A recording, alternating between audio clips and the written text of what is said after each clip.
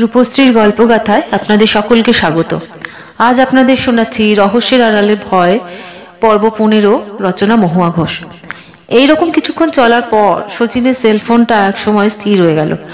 ওদিকে পরিস্থিতি আয়ত্তের বাইরে চলে যাচ্ছে বুঝতে পেরে তিনজন শিষ্যের মধ্যে থেকে একজনের দিকে তাকিয়ে সত্য ইশারা করলো। সত্যের ইশারা বুঝতে পেরেই ওই শিষ্য চটপট উঠে সাধনা কক্ষ থেকে বেরিয়ে গেল। আর ও বেরিয়ে যাওয়ার পরই অদ্ভুতভাবে শুরু হলো আর একটা কাণ্ড। কিছুক্ষণ পরই সব কটা কালো মোমবাতি আপনা আপনি ভাবে নিভে গিয়ে আবার জ্বলে উঠল। ঘটনার পুনরাবৃত্তি ঘরের পরিবেশকে থমথমে করে তুলল। পরিস্থিতি যে কোনো এক অজানা কারণে হাতের বাইরে চলে যাচ্ছে এটুকু বেশ বুঝতে পারল শচীন আর অরণ্য। এদিকে বাবা দুর্গে ওর সারা মুখ ঘামে ভরে যেতে লাগলো। বাবার পাশে বসা সত্যের মুখে দিশেহারা ভাবটাও বেশ স্পষ্টভাবেই বুঝতে পারলো শচীন আর অরণ্য। ও যে বাবাকে সাহায্য করতে অক্ষম সেটাও বুঝতে অসুবিধা হলো না শচীন আর অরণ্যের। এদিকে সুতোর অন্যদিকে বাঁধা ছোট্ট লোহার তীরটা পুরো সুতোটাকে কোনো এক অজ্ঞাত শক্তির সাহায্যে ধীরে ধীরে টেনে নিয়ে তুলছিল ওপর দিকে। ঠিক এইরকম একটা সময় ফিরে এলো সেই শিষ্য যে কিছুক্ষণ আগে সত্যের ইশারা বুঝতে পেরে বেরিয়ে গিয়েছিল ঘর থেকে। আর ওর সাথে ঘরে এসে ঢুকলো কপিনজল। কপিনজল ঘরে এসে ঢুকতেই যে শিষ্য ওকে আনতে গিয়েছিল সে ঘরের একমাত্র দরজাটাকে চেপে বন্ধ করে দিল।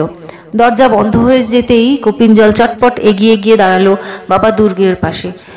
তারপর ক্ষণিকের মধ্যে পরিস্থিতিটাকে বুঝতে পেরে বাবা দুর্গের পাশে বসে নিজের ডান হাতটাকে নিয়ে গিয়ে রাখলো বাবার ডান হাতের ওপর।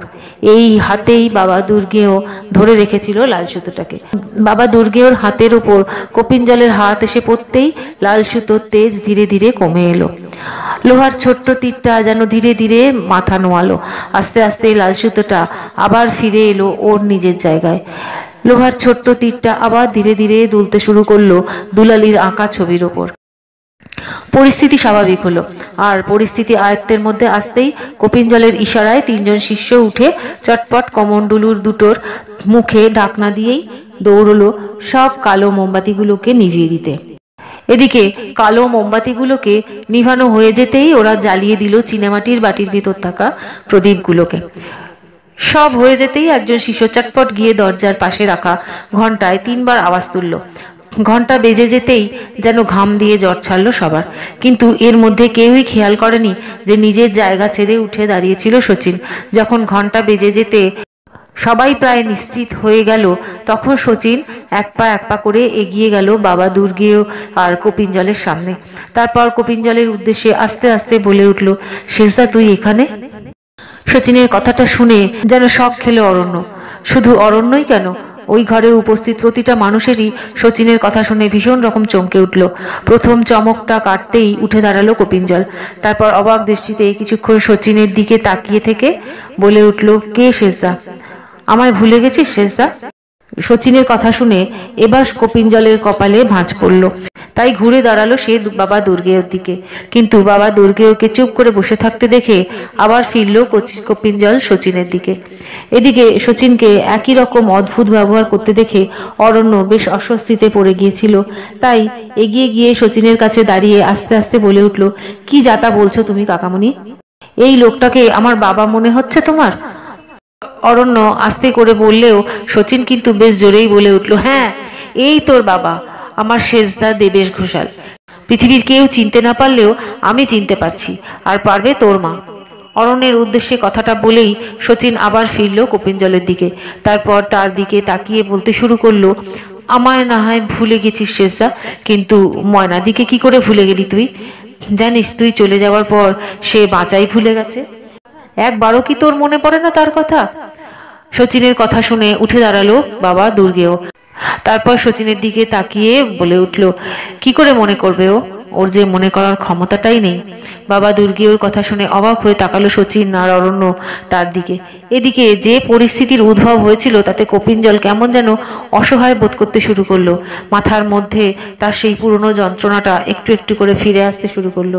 কপিনজলের অবস্থা যে বাবা দুর্গেও বুঝতে পারছিল না তা নয়, বেশ বুঝতে পারছিল সে যে এবার হয়তো কপিনজল অসুস্থ হয়ে পড়বে। পুরনো কথা মনে করার চেষ্টা তাকে অসুস্থতার দিকেই ঠেলে দেবে। তাই ওকে কিছু মনে করার সুযোগ না দিয়ে বাবা দুর্গেও নিজেই বলতে শুরু করলেন, আজ থেকে প্রায় 15-16 বছর আগেকার কথা।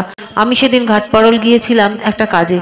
কাজ শেষ করে ফেরার সময় দেখতে পেয়েছিলাম আমি ওকে। রাস্তার ধারে চুপ করে বসেছিল ও। ওকে দেখে বেশ ভালো ঘরের বলে মনে হয়েছিল আমার, তাই রাস্তার ধারে ওকে ওভাবে অসহায়ের মতো বসে থাকতে দেখে এগিয়ে গিয়েছিলাম আমি। আমাকে দেখেই বলে উঠেছিল যে ওর নাকি কিছুই মনে পড়ছে না, বাড়ির কথা, আপনজনদের কথা, নিজের নাম কিছুই নাকি মনে পড়ছে না ওর। ওকে এভাবে রাস্তায় ছেড়ে আসতে সেদিন আমার মন চায়নি, তাই ওকে সঙ্গে করেই আশ্রমে ফিরে এসেছিলাম আমি। তারপর অনেকবার কথা বলেছিলাম আমি ওর সাথে, এটা জানতে যে ও কোথা থেকে এসেছে বা ওর বাড়ি কোথায়, কিন্তু কখনোই কিছু বলতে পারেনি ও নিজের সম্বন্ধে। ও যখন এখানে এসেছিল তখন ওর কাছে কিছুই ছিল না, প্রায় ছিল শুধু একটা চামড়ার টাকার ব্যাগ, কিন্তু ওই ব্যাগে কোনো টাকা পয়সা বা কোনো পরিচয়পত্র কিছুই খুঁজে পাইনি আমরা। শুধু পেয়েছিলাম একটা ছবি ওর আর একজন মহিলার। ব্যাগের একটা খাপে রাখা ছিল ওটা। ওই ছবিটা যত্ন করেই রাখা আছে আমার কাছে। ওই ছবিটা দেখলে হয়তো অনেক কিছুই পরিষ্কার হয়ে যাবে তোমাদের কাছে। কথা বলতে বলতে থেমে গেল বাবা দুর্গেও। তারপর 3 শিষ্যের মধ্যে থেকে একজনকে ডেকে তাম্বা স্থানীয় ভাষায় কিছু বলল। বাবা দুর্গের কথা শেষ হতেই ওই শিষ্য ঘর থেকে বেরিয়ে কোথাও চলে গেল। ওই শিষ্য চলে যেতেই বাবা দুর্গেও আবার বলতে শুরু করলো, আশ্রমে ওকে আনার পর ওর নাম আমি দিয়েছি কপিঞ্জল, কারণ অনেক চেষ্টা করেও নিজের নামটাকে পর্যন্ত মনে করে বলতে পারেনিও। তবে ওকে নতুন নাম দিলেও ওর স্মৃতিশক্তিকে ফেরানোর চেষ্টা আমি বারে বারে করতে থেকেছিলাম। বিভিন্ন পদ্ধতির সাহায্যও নিয়েছিলাম আমি। এই সব পদ্ধতিগুলো চলাকালীন কিছু কিছু কথা ও আমায় বলেছিল এবং আমি চোখ বন্ধ করে সেই সব কথাকে প্রত্যক্ষ করার চেষ্টা করেছিলাম।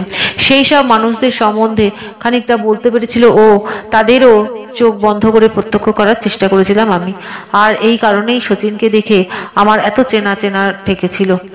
মনে হয়েছিল কেউ যেন ওর কথা বলছে আমাকে, কিন্তু কে যে বলেছে এই কদিন ধরে চেষ্টা করেও মনে করতে পারছিলাম না আমি। আসলে পারবো কি করে? এ কি আর আজকের কথা, সেই কত বছর আগের ঘটনা।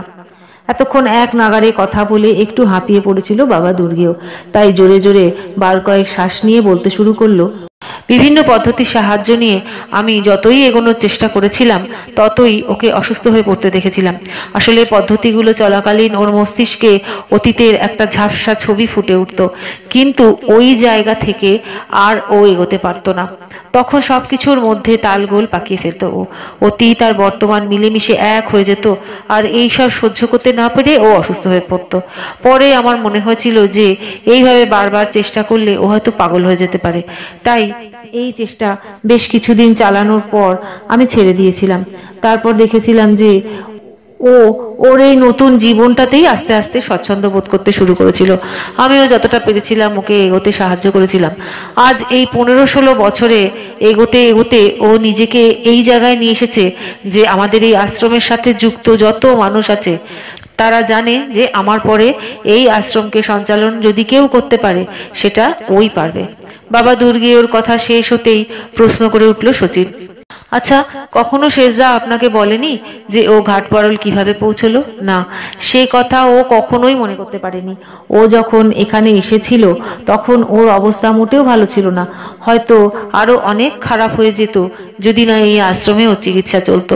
তবে এখন ও সম্পূর্ণ সুস্থ আর ওর মস্তিষ্কে কোনো ত্রুটি নেই, তবে অতীতকে কোনোভাবেই ও মনে করে উঠতে পারে না। ওর চিকিৎসার সময় যেটা বুঝতে পেরেছিলাম আমি, সেটা ওর মস্তিষ্কের এই ত্রুটি নিজে থেকে হয়নি, এই ত্রুটি তৈরি করা হয়েছিল।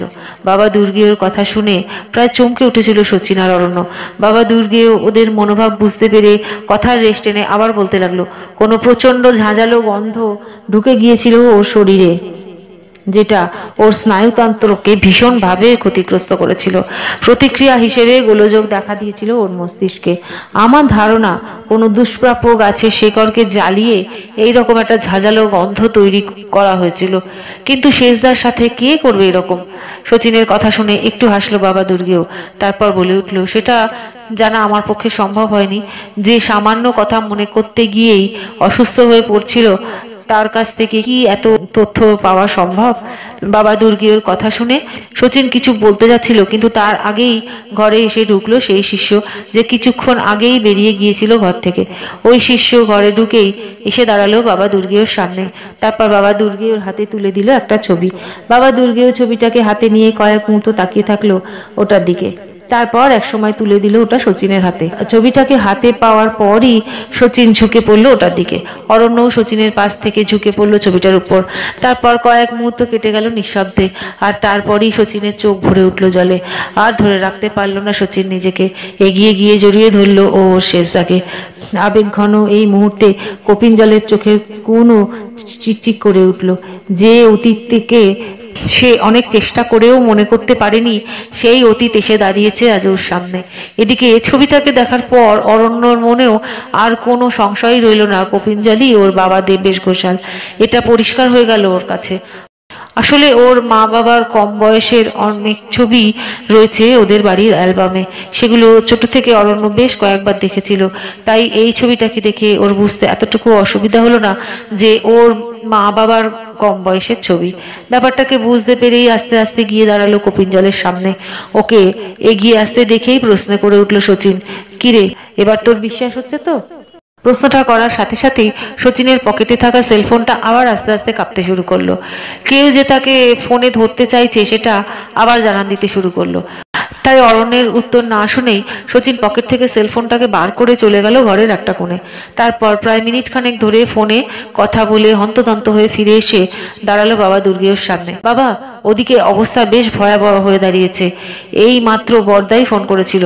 যখন এখানে পুজো চলছিল তখনও বার কয়েক আমাকে ফোনে ধরার চেষ্টা চলছিল, কিন্তু সেই সময় আমি ফোন ধরিনি।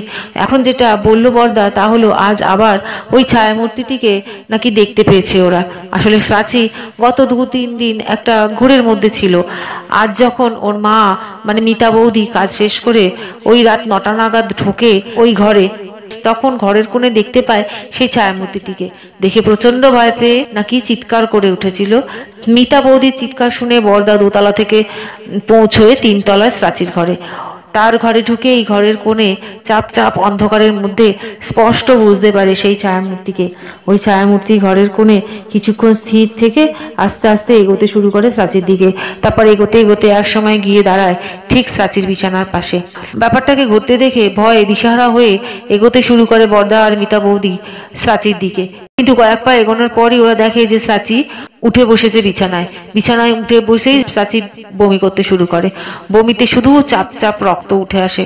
এতটা রক্ত আগে কখনো নাকি বেরোয়নি। এদিকে প্রাচীর রক্ত বমি শুরু হতেই আর দেখা যায় না ওই ছায়ামূর্তিকে। আচমকাই যেন হাওয়ায় মিলিয়ে যায় সে। কিন্তু প্রাচীর এরপর থেকে আরো বারদুই রক্তবমি হয়ে গেছে। প্রচন্ড অসুস্থ হয়ে পড়েছে সে। আমার বড়দা ডাক্তার, এ কথা আমি আগেই বলেছি আপনাকে, কিন্তু প্রাচীর শারীরিক অবস্থা যে দ্রুত খারাপের দিকে যাচ্ছে সেটা বড়দা বেশ ভালোই বুঝতে পারছে। এবার আপনি বলুন বাবা, কি করব আমরা? আমার মাথা যে একেবারে কাজ করা বন্ধ করে দিয়েছে। যথাশীঘ্র এখানে চলে আসতে বলো ওদের, নাহলে বাঁচানো যাবে না মেয়েটাকে। বাবা দুর্গের কথা শুনে খানিকক্ষণ হাঁ করে তার দিকে তাকিয়ে থাকলো শচীন। তারপর বলে উঠল, বাবা প্রাচী ভীষণ অসুস্থ, তাকে এতটা পথ আনবে কি করে? ও তো মাঝপথেই শেষ হয়ে যাবে। যা বললাম তাই করো। আজকে যে বিধি করা হয়েছে এখানে সেটা সম্পূর্ণ হয়নি, কোনো মতে শুধু শেষ করা হয়েছে। তাই আগামী 24 ঘন্টার মধ্যেই আমাকে এই বিধি সম্পূর্ণ করতে হবে। এই 24 ঘন্টায় তোর দাদার মেয়ে ভীষণ রকম অসুস্থ হয়ে পড়লেও ওর প্রাণনাশের সম্ভাবনা সেভাবে নেই। কিন্তু যেই মাত্র আমি বিধি সম্পূর্ণ করতে বসবো ঠিক সেই সময় প্রাচী নিরাপত্তাহীন হয়ে পড়বে। কিন্তু এখানে যদি চলে আসতে পারে তাহলে ওকে নিরাপদ রাখার সব রকম ব্যবস্থা আমি করব। বাবা দুর্গের কথা শুনে মাথায় হাত দিয়ে দাঁড়ালো শচীন। শচীনকে দিশাহারা হয়ে পড়তে দেখে অরণ্য বলে উঠল বাবা দুর্গের উদ্দেশ্যে, কিন্তু বাবা 24 ঘন্টার মধ্যে ওদের এখানে এসে পৌঁছানো তো কোনোভাবে সম্ভব নয়। আমাদের এখান থেকে রাত 10টায় একটা ট্রেন ছাড়ে ওই ঘাট পারলের জন্য, যেটাকে ধরা আর সম্ভব নয়। কারণ আজ রাতের ট্রেনটা এতক্ষণে ছেড়ে দিয়েছে, আর আগামীকালের ট্রেন ধরার কোনো মানেই হয় না, কারণ ততক্ষণে 24 ঘন্টা কেটে যাবে। বাকি যেসব ট্রেন আছে ঘাটপাড়লে আসার, সেগুলো অনেক বেশি সময় নেয় ঘাটপাড়লে পৌঁছতে। সব কটাই প্রায় 24 ঘন্টার মতো সময় নিয়ে নেয়। তাই আপনি বলুন বাবা কিভাবে সম্ভব, বরং আপনি অন্য কোনো উপায় যদি থাকে সেটা বলুন। অরণ্যের কথা শুনে একটু চিন্তা করলো বাবা দুর্গেও, তারপর জোরে জোরে মাথা ঝাঁকিয়ে বলে উঠলো, না না, আর কোনো উপায় নেই, চাচিকে এখানে আসতেই হবে, নাহলে চাচির বিপদ অনিবার্য। কারণ ভয়ঙ্কর কোনো পাপ হয়েছে, কণাদ ভুল বলেনি। অসম্ভব এক প্রতিশোধ স্ত্রিয়া নিয়ে ফিরে এসেছে দুলালি। বাবা দুর্গের কথা শুনে চমকে উঠলো শচীন আর অরণ্য। তারপর চমকের রেশটা একটু কাটতেই শচীন প্রশ্ন করে উঠলো, তার মানে দুলালি বেঁচে নেই? না, দুলালি আর বেঁচে নেই।